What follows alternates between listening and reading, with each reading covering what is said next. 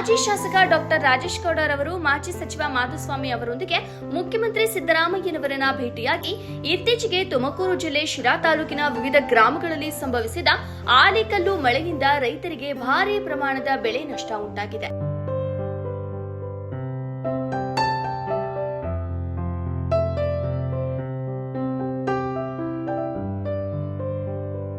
ವಿಶೇಷವಾಗಿ ದಾಳಿಂಬೆ, ಟೊಮ್ಯಾಟೊ, ಮಾವಿನ ತೋಟಗಳು ಗಂಭೀರವಾಗಿ ಹಾನಿಗೊಳಗಾಗಿದ್ದು, ಕೆಲ ಪ್ರದೇಶಗಳಲ್ಲಿ ಅಡಿಕೆ ಬೆಳೆಗೂ ಹಾನಿಯಾಗಿದೆ.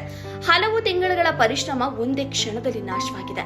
ಸಿರಾ ತಾಲೂಕಿನ ಬಹುತೇಕ ರೈತರು ದಾಳಿಂಬೆ, ಟೊಮ್ಯಾಟೊ, ಮಾವು ಹಾಗೂ ಅಡಿಕೆ ಸೇರಿದಂತೆ ಇಂತಹ ವಾಣಿಜ್ಯ ಬೆಳೆಗಳ ಮೇಲೆ ಅವಲಂಬಿತರಾಗಿದ್ದು, ಇವುಗಳಿಂದಲೇ ಅವರ ಕುಟುಂಬದ ಜೀವನೋಪಾಯ ಸಾಗುತ್ತಿದೆ.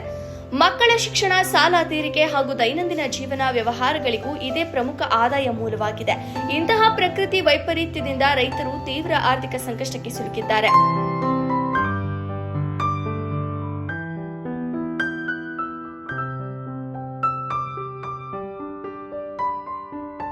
ಈ ಹಿನ್ನೆಲೆಯಲ್ಲಿ ದಯವಿಟ್ಟು ಹಾನಿಗೊಳಗಾದ ಪ್ರದೇಶಗಳಲ್ಲಿ ತಕ್ಷಣ ಸಮಗ್ರ ಸಮೀಕ್ಷೆ ನಡೆಸುವಂತೆ ಅಧಿಕಾರಿಗಳಿಗೆ ಸೂಚಿಸಿ ನಷ್ಟದ ಪ್ರಮಾಣವನ್ನು ಅಂದಾಜಿಸಿ ರೈತರಿಗೆ ತುರ್ತು ಪರಿಹಾರವನ್ನು ಒದಗಿಸುವಂತೆ ವಿನಂತಿಸಿದರು.